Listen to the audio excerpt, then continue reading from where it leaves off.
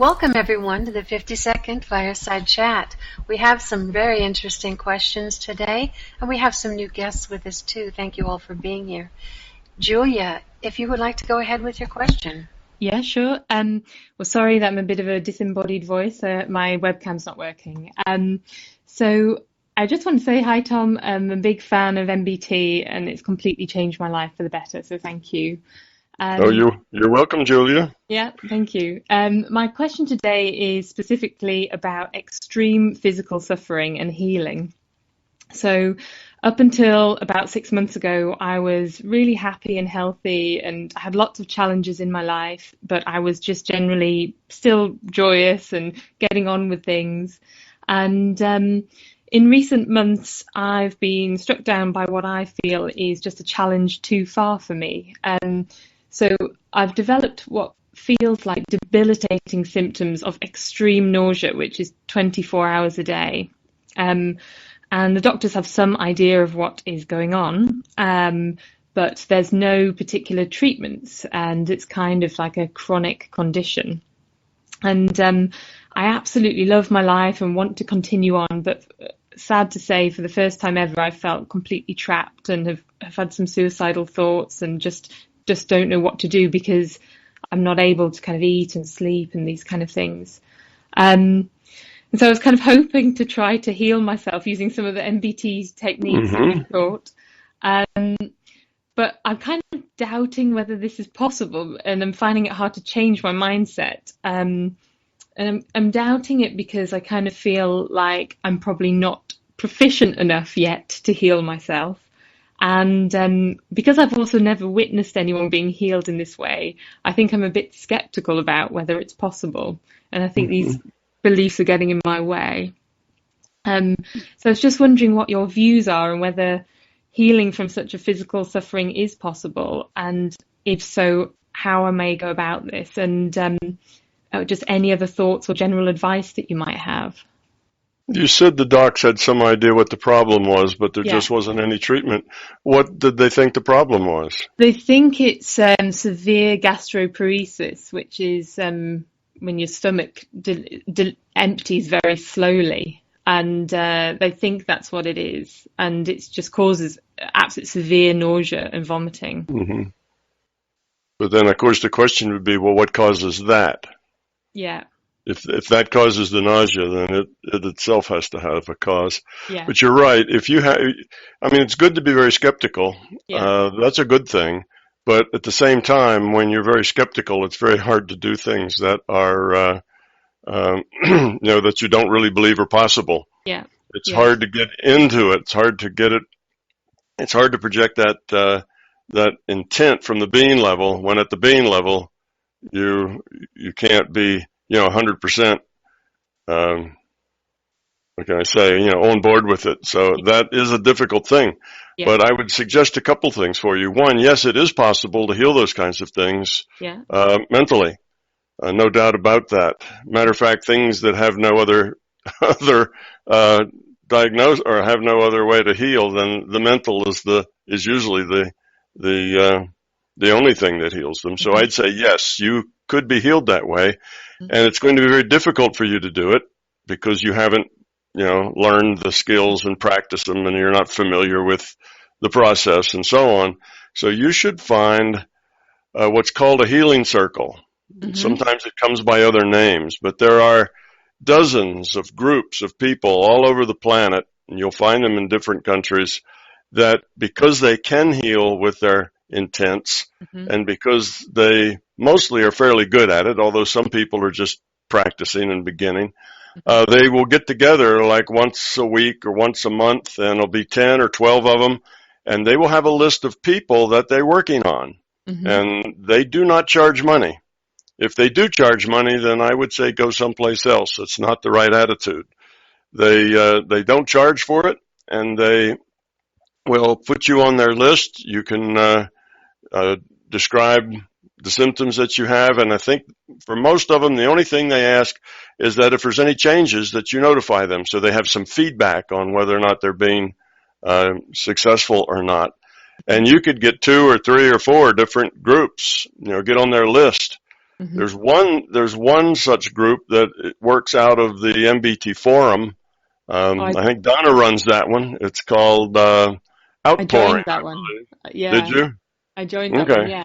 Yeah. Well, you should join as many of them as you can find on the internet, so that you get people, on their list, people working on you, and hopefully that will fix it.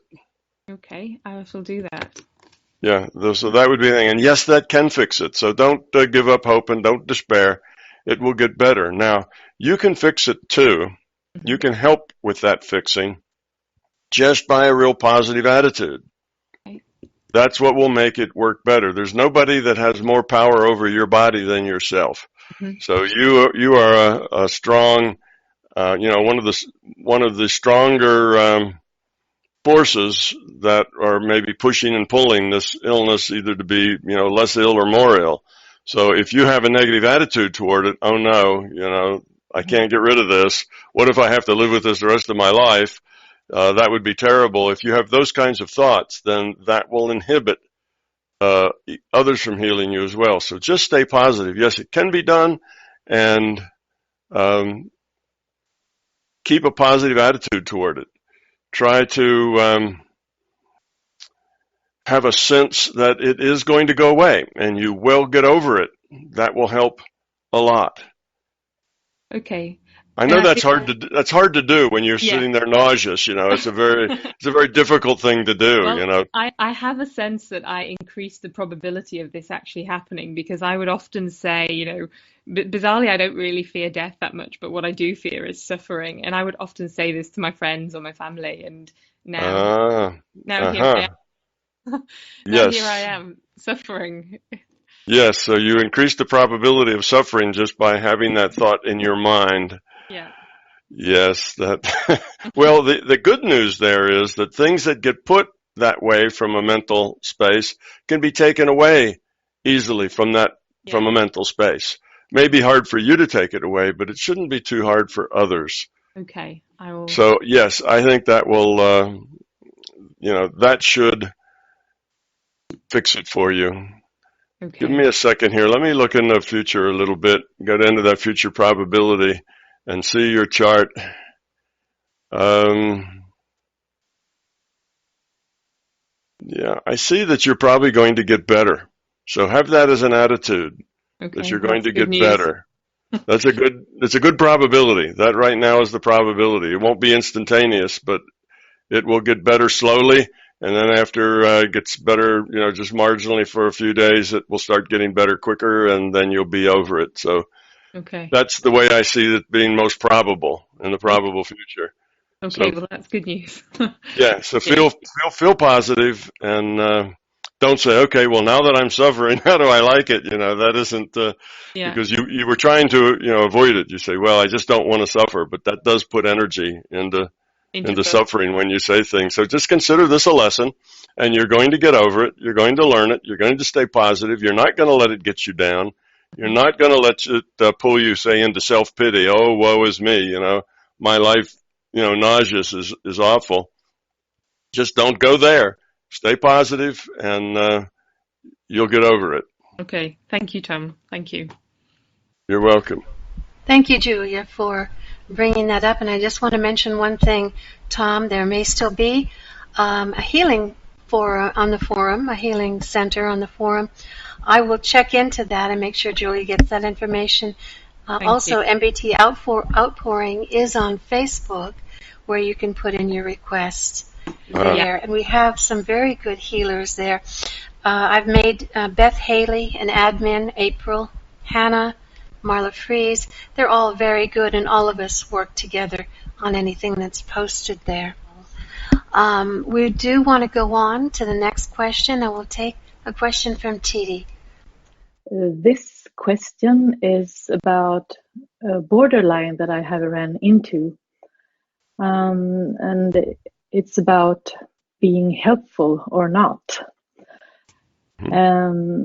There are situations or contexts where you may need to question if your intention of being helpful is helpful. Yes. maybe help can suppress someone else's growth. I have noticed. Yes. For example, it might be good for a person to experience the consequences of certain choices instead of having someone interfering with the aim of being helpful, like I do sometimes. Or it could be good for someone to do something difficult by themselves and succeed. Or it could also be good if you stand up for what you think is right, although it will mean that someone will get a challenge because of that. So there is a soft borderline here, I think, and I find it very, very tricky to understand if I should step aside and let things play out sometimes, or step in and try to make things easier for a person. That is often called the parent's dilemma. That's the dilemma that parents have all the time with their children. When do you protect them, and when do you let them go have their own experience? When do you tell them what to do and what not to do, and when do you allow them to make their own choices? You don't want them to get hurt. You don't want them to do things so foolish that it ends up, a problem for them. And certainly you have to protect them if they're young enough that they, like not playing in the street, right? That has to be a hard rule. If your 3-year-olds want to throw their ball in the street, it's like, no, you can't do that. It's too dangerous. But that's a very important question, is when is your help not help? When does your help get in the way of somebody else growing up and learning how to make better choices? And I think you just have to look at the results. If you are helping and you're getting pushback from whoever you're trying to help, well, that's one thing that says they are not so sure that you're helping is what they want. So that doesn't necessarily mean that it's not helpful, but at least you're getting that message back from them if you get pushback. The other thing to do is look at depending on their age, if they're adults, if they're, 15 or 16 or older, older teens and adults, then they're at a stage that they need to make their own choices. And you can't always protect them. But what you can do is give them guidance around the possibilities without telling them actually what choice to make or how to be. You can say, well, if you go this route, this good thing might happen and this awful thing might happen. If you go this other route, these good things or those awful things might happen. And just point out all the different possibilities for the different choices that they could make, and then let them go, make the choice they want to make, and let them know you'll always be there for them no matter what choice they make. So that's kind of the approach you do with children, that you have. And I think the same thing works in any situation where you're not sure when you're enabling. Sometimes you're trying to help people and all you're doing is helping them maintain bad habits. You're called an enabler. You just, and I guess that often comes out like if you keep handing an alcoholic money to buy alcohol with, then okay, you don't want them to be destitute and not have money, but at the same time, you're enabling them to maintain their habit. So these are very difficult questions, and you're right, to think that, they're hard. They're very hard questions. And one pat answer isn't good for everybody, for all the questions. You have to look at each possibility. Okay, if I do help, where's that going to lead? If I don't help, where's that going to lead? And if I do help, leads to a fight or leads to anger or leads to someplace, then obviously you need to do something differently because that's not really helping. If your help is greatly appreciated, then you probably are helping a lot. If your help is being refused, but you see they just need it anyway, then you should try a different approach other than just trying to tell them what the better choice is. You see, then you need to back off and just tell them the possibilities and give them guidance, but not tell them what to do. And if none of those choices are available, all you can do is sit back and hope for the best. You have to let people live their own life. So let's say they're adults. Let's say your problem is with a parent or with a coworker. Right? Now, these aren't children or even young adults. These are people that are supposed to be able to make their own choices. At that point, you can try to be helpful. If you get pushed back, you can try to point out possibilities and probabilities out of your own experience. Like, I've been there, I've done that, I know how this works, and you can explain those possibilities to them, but don't try to tell them what they should do, or don't even imply what it is they should do. Let them make their choice. But if all of that doesn't help, then your low entropy solution is just to do nothing, because when you are giving help where help is not wanted, you're generally creating a problem. You're creating more of a problem than you are with a help. You just have to let people go do what they do. And that's where the sad part of love comes in. Love can be sad. You can love, let's say, two people very much, but these two people constantly fight with each other. And you can love both of them. Say your mother and your father, or, two siblings. And they may just be in constant fighting, and there's just nothing you can do about it. You've tried to help, you've tried to mediate, you've tried to do things, but you just create more trouble when you try, so you just have to let it be. They're going to fight, and you may even have to watch it if it's something going on in your family, but you just have to say, that's the path they're on. There's nothing I can do about that. I've tried, and I only make it worse. So now the low entropy thing is stop making it worse. Butt out and let them go on. So love can sometimes be very sad. And then when it gets bigger than your family, you have the issue, you look out into the world and you love everybody, but you see, we're so dysfunctional out in the world. There's so many people trying to take advantage of other people. But rather than get overwhelmed by that, I meet people all the time that are so overwhelmed with all the horrible things going on in the world that they can't function.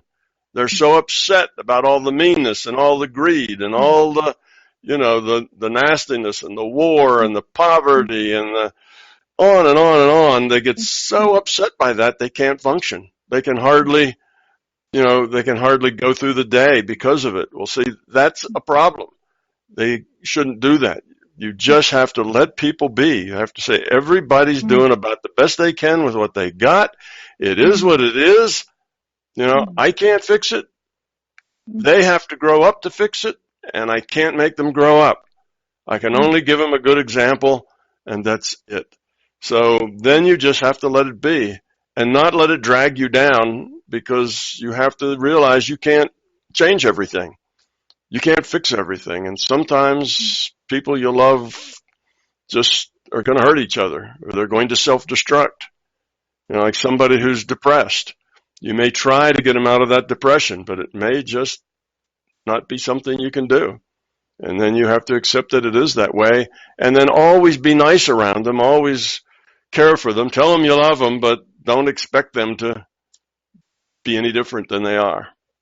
So that's the sad part of love. We have to let people be, and there's lots of things we can't fix, and we have to live with that and live with it gracefully, not live with it with this huge burden on our back of all the awful things in the world that we can't fix.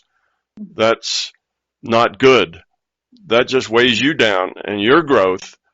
You need to go on with your life and let them go on with theirs. And if it ends badly for them, well, try to pick up what pieces you can, help them where you can, but realize that you can't always help people that you love or that you care about.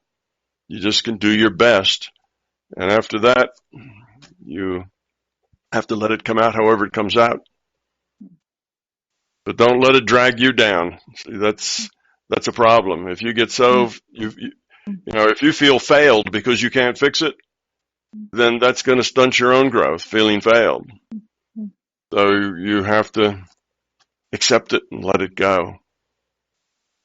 So those are the opportunities, Offer the advice and the help when you can, and when it's taken, it's fine. When it's not taken, and it causes a problem, then don't offer advice, just offer possibilities. Don't make a choice for them, or don't even nudge them toward a choice. Just give them possibilities, like you're totally, let them make whatever choice they want. But here are some things from my experience that I can show you that maybe you can use or not use. And just let it open like that. Not like you're trying to convince them of something, but you're just going to put some facts out there, right? No emotion in it. And then the last thing is that if none of that works, then you just have to accept that they are old enough to make their own choices. Obviously, that doesn't apply to a child. A 3-year-old isn't old enough to make their own choices, so then you just say no, put a lock on the gate, and that's the end of it. But once they get older, you can't do that. You have to give them a leeway to make some choices, even if they're bad choices. You can bring in other people, somebody else that maybe they give more credibility to or more trust in, and let them see if they can't be helpful. Or ask them, is there any way that I can be helpful? What would be most helpful to you? And they may say, just leave me alone. Well, in that case, I think you just need to leave them alone and wait until they burn and crash, and then maybe they'd be more interested in some help. And then you can help them. This life can be very trying, and it isn't always a happy space. A lot of things that are going to happen in your life and things have happened in my life that are hard to bear.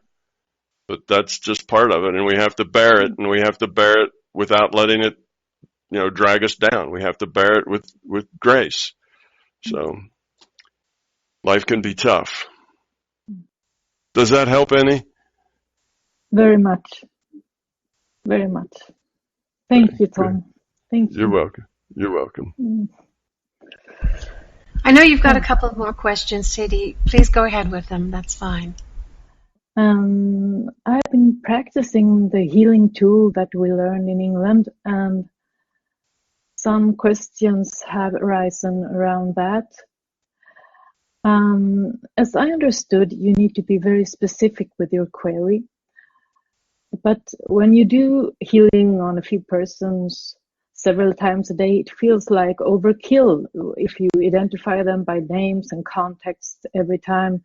So it feels more natural just healing them, because you sort of, who they are and you just connect with them, sort of. Mm-hmm. So I wonder if a frequent user sort of get a cookie, in the sense that the database has awareness enough to identify who you are and who you are healing from that deep intention without words, so to say. Yes. Yeah, the words don't have to be spoken words. They just have to be an intent. As long as your intention is towards somebody with a unique address, a name, a person, a relationship, that person that my friend Susie told me about, you don't even have to know their name. That's just a unique thing. And as long as there's a unique identifier in your own mind, that's all you need. That will get your healing intent to the right place. Yeah. Good, because it felt like that, so I just wanted to check. Yeah. And another thing about healing is also, because mostly when we talk about healing, we think about sickness or health or mental health or something. But if you would like, for instance, work on someone who's feeling lonely, and replace sickness with loneliness and do the laser on that. Is that manipulative, or is that okay to work with other areas than just health? Just anything that you would like to help the person with physically, but you can't, then you can do it non-physically, so to say. Absolutely. Yeah. Absolutely. You can do that with loneliness or anything else. You can be helpful with that. Now, whether it's manipulative or not isn't a matter of in the healing, in the action. It's a matter of the intent. Why are you doing that? If the reason that you are doing that is to just be helpful because somebody's unhappy or lonely and so on, then that's fine. You can do that and it will work well. But, the other thing we learned there was how to connect with people telepathically, how to talk to them. Yeah. If somebody's lonely, you can just chat with them You can go in and have conversations. Sometimes that'll help. But you can also cheer them up. You can give them, with your intent, like the healing, you can give them, we'll say energy, the metaphor, energy. You can use your energy to make them feel better, to make them feel happier, to make them feel cheerier, to make them feel like going outside and taking a walk. If all they do is, sit in the chair and watch a TV, you can give them some good feelings as well as fix illnesses. Yes, it works at the emotional level as well as a physical level. Yeah, there's another borderline between it feels like you both chat and heal and do everything at the same time, actually. So they sort of go together. Yes, it all works. It all works together. Just one kind of whole thing. Yeah. Good. Well, is it okay that I take another question, or should we wait and get some other people going ahead instead? Please go ahead. That's fine. Okay. Go ahead. Okay. So this is the last question, and it's about fear work. And it's about sometimes when you work with fears, I wonder if there's another borderline between suppressing or removing fears. For example, if you have a big fear that you regularly work with, you have maybe initially listened to it and felt it, and it has sort of lost the battle and decayed, but then it gets back to you and you stop and you fight with it a little bit, and then it decays again. But then there's a question here, because these fears, they come knocking at the door every day, and I sort of let them go. But sometimes when I let them go, it feels like I may be suppressing them instead of removing them. So that's a little bit tricky, I think. It is. It's a little tricky.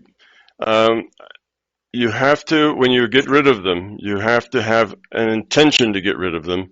And that intention has to be a being level intent. You really have to want to get rid of them at the being level, not just at the intellectual level. If it's working at the intellectual level, then the intellectual level will make them disappear. All right, I'm not going to act that way anymore. Act is the key word. I'm not going to act that way anymore. That just suppresses a fear. I'm not going to be that way anymore. Now that gets rid of the fear. You see, so you have to make it clear in your mind that it's something I don't want to be. I don't want to be fearful. I don't want to have that fear. I don't want to be fear. That fear. I don't want to have that fear in my being. I want to be done with it. I want it to be gone, right? So it's that sort of thing. If it's I don't want to act that way, rather than I don't want to be that way, then that will just suppress it and it'll come back. You won't act that way as long as you're focused on not acting that way, but as soon as you stop the focus, then the fear will come right back. So there is a difference there, and it is sometimes difficult to tell which you're doing because your intellect and your being level for most people is just all kind of mixed up in a wad, and you don't really have a good differentiation between them. That's pretty typical.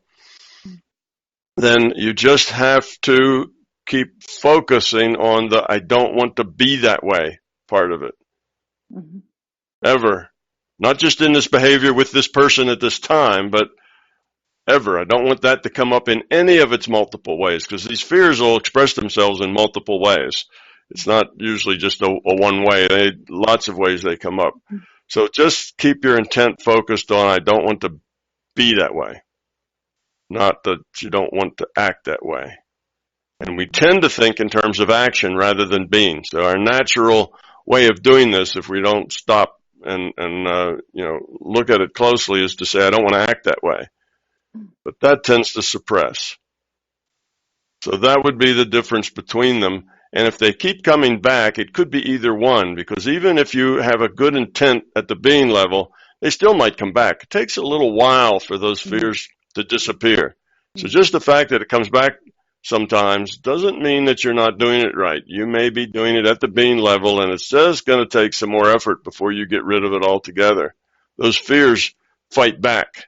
They don't want to be ripped up by the roots and thrown out. So they tend to fight back, and they'll push you even harder sometimes when you start to get rid of them. Yes. So just that they come back is not necessarily means that you're not doing it right. So don't feel like you must not be doing it right because they keep coming back, but just keep working at that being level. I don't want to react that way. I don't want to be that way.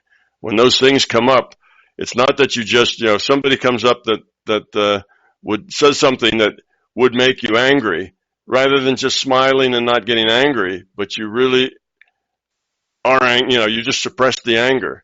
That's not helpful. Suppressed anger will just make you sicker. Will just make your life harder. You don't want to suppress that behavior. You want to get rid of it so that they say those things and they don't make you angry at all. You just can accept that opinion and realize it's not about you. It's them. It's their opinion.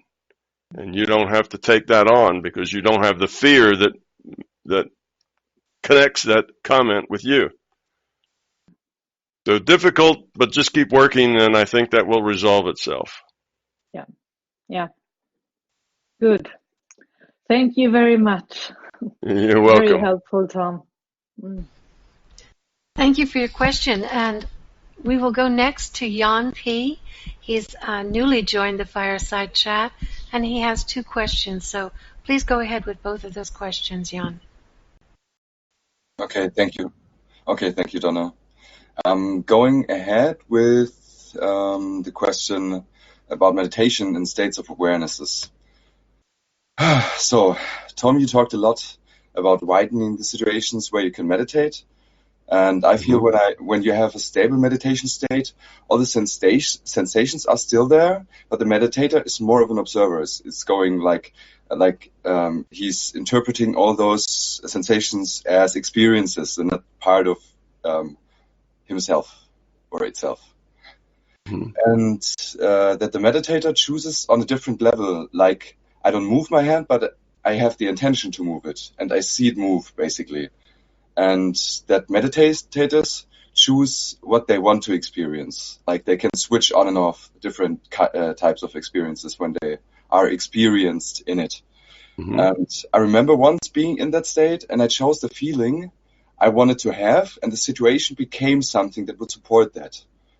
But also just turning on and off sensations and doing other things. That is what you probably call parallel processing. And I also felt like seeing some people differently, as if they are meditators too. It rarely happened because it was on some occasions. And there was familiarity there and a relaxing feeling.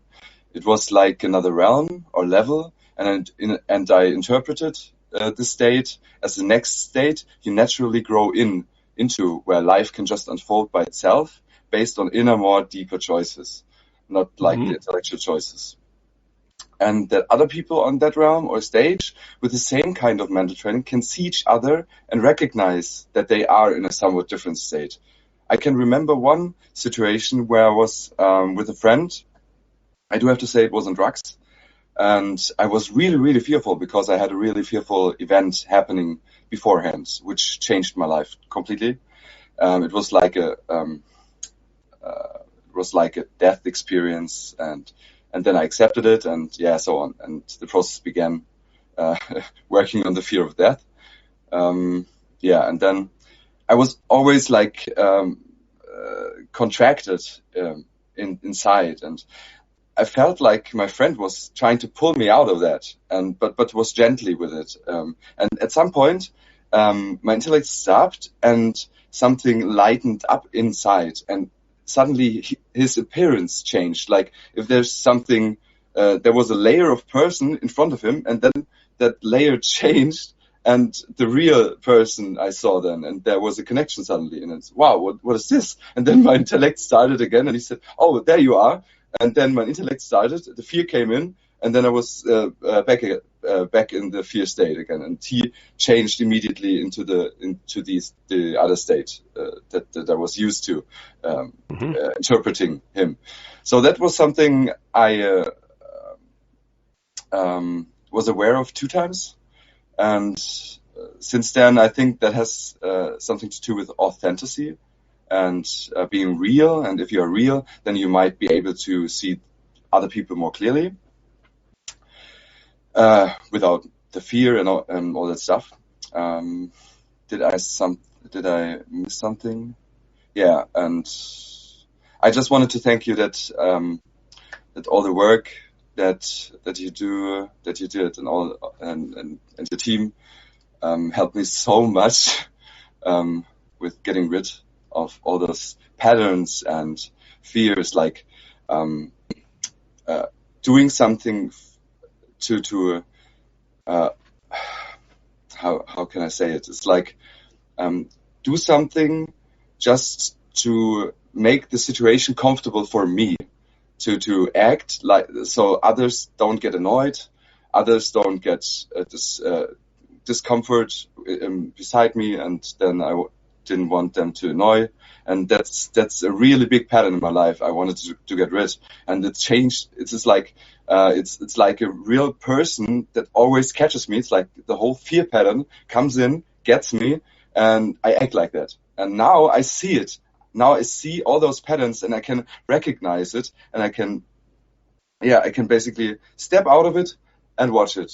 And if the intent is really right, I can transform the feeling of the fear. It's like the same as love.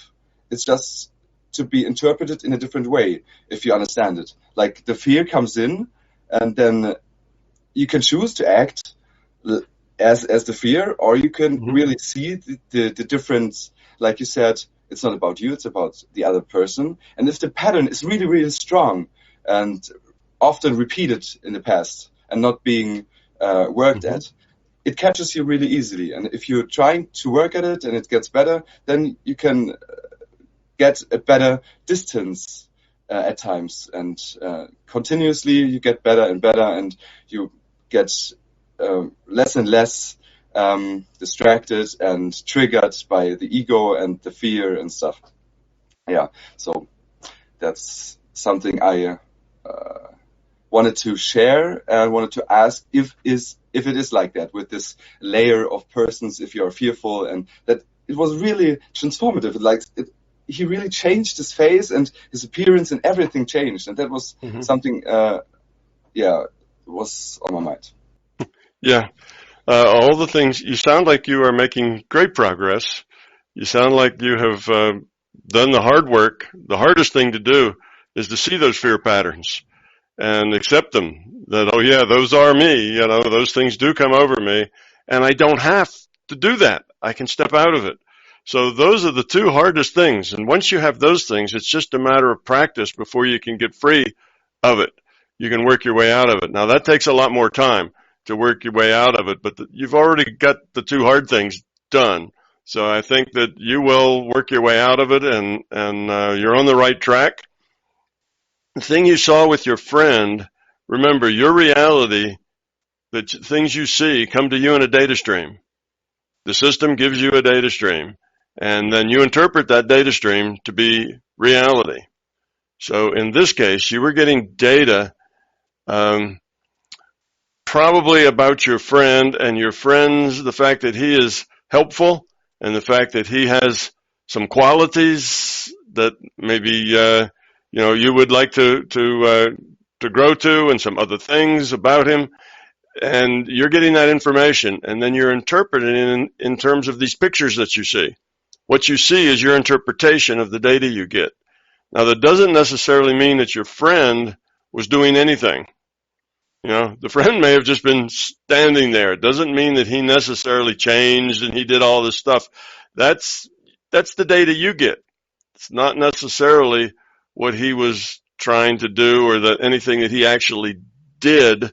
You were just seeing maybe different aspects of him and yourself, and you were seeing those in a way that you realized that, yes, this stuff is real. You know, it is like that. You know, there's all these different aspects to us, and the fact that you turned these aspects of him into something that appeared physical to you, you know, his face changed and his body changed. Well, that's a good symbol or a good metaphor for when you get rid of the fears like you're working on, you become a different person. You become a wholly different person. And with those fears, you're one way. Without them, you're much lighter. You're much happier. You know, you interact better with people. Your relationships get better. You know, just everything, because you are really a different person than you were before. So take what you saw as a metaphor. You could ask your friend about it and say, did he feel anything? And he may or may not have felt anything. It's possible that he could, you know, telepathically connect with you and give you information of different images, but that's a long shot. Unless that's something he's into or whatever, that's probably not what happened.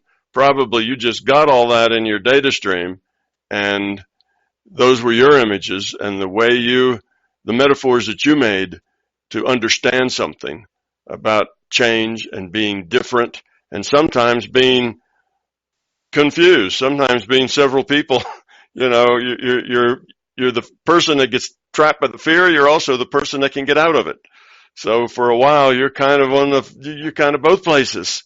You know, you're some of this and some of that, and that's kind of the metaphor I think that you were getting. So that's where you are now. You're in transition between being trapped by these fear patterns and being able to go beyond them, being able to work through them. And yes, just like the more robust meditation, you can have things going on in your background that you're aware of, but you don't necessarily have to process them. You can step away from them. You can just let them be there, be on their own, and you're not working with them.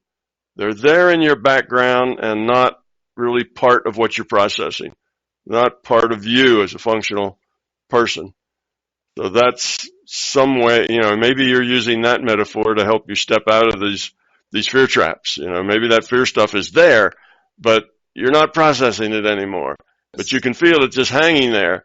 But these are metaphors, and it's your metaphors for transitioning out of this fear. So use whatever metaphors work for you. That's good. So yeah, all the things you're experiencing are real things. And it sounds like you're making great progress. Just keep working on it. It will, as long as you have that intent to not be in the way that fear pushes you to be, then those fears will eventually get weaker and weaker and leave you alone. Good to hear, because always those thoughts come in and they really are really sticky and want to annoy me, and then some thoughts you hang on, and then the fear comes in, or the things that connect Right. to this thought, and that's really interesting if you watch that and how it works, and that's very interesting. How Yeah, so you just more and more need to push that fear stuff, the fear-related stuff away, and just get it out of your life. Exit it altogether. Not just tame it, but get rid of it. And you'll do that just with the intention to do that. is that intention like something from here, like coming from here out, and then like this energy metaphor that you would use, just having a picture or something that one person can use? Because intention is something I really struggle with. It's like sometimes I use pictures, sometimes I just use a bundle of things together, like it's a packet that I just intuitively pick up and then send out or something. Yeah, these are your metaphors. Okay. And you can make up metaphors. You can make up a metaphor that here's that fear thing, and it's trying to surround me, and I encase myself in this bubble of light, and I won't let it get to me. Now I grow my bubble bigger and bigger, which pushes the fear thing further and further away. And then, I take a big vacuum cleaner and suck that fear thing up, and and now I take the bag out of the vacuum cleaner and throw it in the sun. You can make up all these metaphors that let you deal with things. So they're just ways of focusing your intent. Your intention is to get rid of it. So yeah, use all the metaphors that you like, that make sense to you, that make they all work. They're just ways of you focusing your intent. It gives you something that's easier to work with. The metaphors are easier to work with your mind. As long as it's very abstract, it's hard to get a handle on it and hard to act with it. That's why we make up metaphors to help us deal with things like that. So yes, go ahead, make metaphors and use them. I could just call those tools, and those tools can be very, very helpful. And change tools. So once you have a tool and you think of a better one, or that one doesn't work so much, then make up another tool. Yeah, I'll try that. I tried it with a bubble already and try to push every thoughts out. That's funny. Yeah. That. Yeah. Okay, then I would ask the other question if it's okay. You said on it's fine, right? Yeah. Okay, good. So the question is about replayable experience packets, because I once had an idea while walking that suddenly came in, because all the data streams we get are just data streams, right? And then the idea came that you often say that the player changes future probability through intent and interpretation and other means. Okay, I don't know why I typed that in, but because maybe, never mind. Okay, I had an idea about how we experience life as a person. So if we get into this reality, a probable optimal growth is already planted or seeded. Yeah, right. And as we go with fear along the way, this optimal probable way changes. So getting rid of all the fear calibrates the avatar's life again to what was supposed to be the optimal way. And the other thing is, so can the avatar be played by different IUOCs in their specific growth state? I thought that maybe if this avatar in my experience dies, like this experience packet ends for my IUOC, is it still available to be replayed from other IUOCs, or is that avatar and all the other experience packets with specific avatars just one-time playable, and this reality continuous and not be replayable too? Yeah, they're not replayable. They're all just one-offs. Each avatar is a unique thing. Now the growth continues. What the IUOC grows up, lowers its entropy, increases its quality of consciousness because of the choices that it has made through that avatar. So the quality of consciousness goes up in the IUOC. So when it has another avatar, it starts with a higher quality of consciousness. So you have an accumulative function in the IUOC, in the individuated unit of consciousness. So that is continuing to grow and evolve. But the avatar itself, that particular entity, is just a one-off. And when it's done, you get another avatar to play from hopefully, if you've evolved, from a more caring and loving position. If you've de-evolved, you get to play the next one from, a less evolved, a more fearful position. So yes, it's just a one-off with each one. They don't have, it's not that somebody takes it and works it through different stages, because it's all accumulating within one experience group. All the avatars that your IUC has ever had, all that experience is held within that one individuated unit of consciousness. And it can sort through all of that. Every time a new experience packet gets done, it takes that and kind of compares it and synthesizes it with all the other experience that it has, because sometimes you can learn things, you can see patterns. Like you can look at all those experiences and say, oh, I see this pattern here, and I see, that problem. That's one I have to work on. So that's why they wouldn't just get another IUOC, play different things. Otherwise, you wouldn't have the patterns developing like that. You wouldn't be able to grow in that cumulative way if each stage of your growth was a different IUOC. So it's that free will awareness unit is a one-off. All right. And what do you think about this idea that reality and the avatar has like a probable super way, like a probable optimal way, and it's like seeded I mean, it's all probable, and the most probable is the most optimal. Yeah. In the beginning, and as we go in and fear starts to build, this shifts and goes into different directions. Yeah, there's nothing wrong with that metaphor. You know, it's you could say that there is, you know, a theoretical optimum path that you might take based on the choices that you have, but because the choices that you have aren't known ahead of time. The choices that you have just happen because of other choices that other people make. You know, other people's choices affect your choices, so you don't have just a known set of choices that you can have a known optimum path through.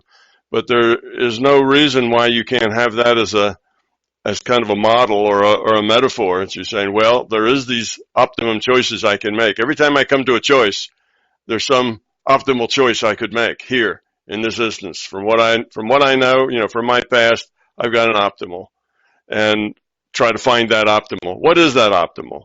And you're right. You know, once you get rid of the fear, then you make all your choices optimally from there on. Once the fear's gone, all your choices just become naturally optimal choices. It's the fear that keeps that process from working very well. So that is a way of looking at it that could be useful to you.